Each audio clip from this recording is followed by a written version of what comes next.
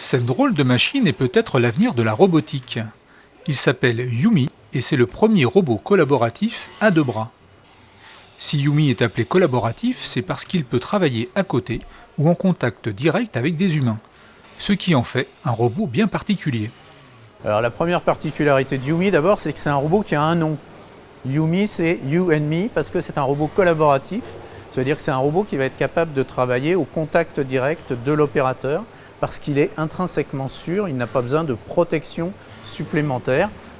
En cas de choc avec un opérateur, il s'arrêterait tout seul et il ne blesserait pas du tout cette personne. Yumi ne joue pas qu'au morpion, il est spécialisé dans l'assemblage de pièces de petite taille. Facilement programmable, équipé de pinces et de caméras, ce robot peut effectuer tout type de tâches avec une précision lui permettant d'enfiler un fil dans une aiguille. Créé par la société ABB, l'un des leaders mondiaux de la robotique, ce condensé de technologie coûte entre 40 et 50 000 euros. Autre atout de Yumi, contrairement au robot classique, il n'a pas besoin de périmètre de sécurité. Ce robot va être beaucoup plus facile à intégrer.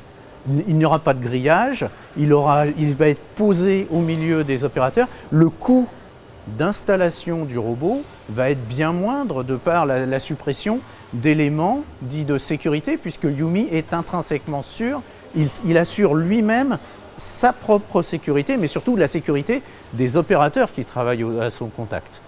Donc Yumi, s'il arrivait au contact avec un opérateur, il s'arrêterait de lui-même et il suffit de le relancer pour que les opérations reprennent.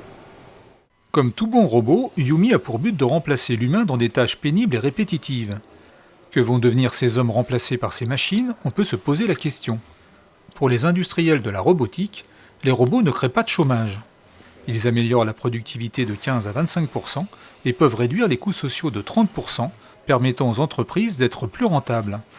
Des arguments pour les fabricants de robots qui y voient à court ou moyen terme une possibilité pour les entreprises de relocaliser certaines de leurs activités en France.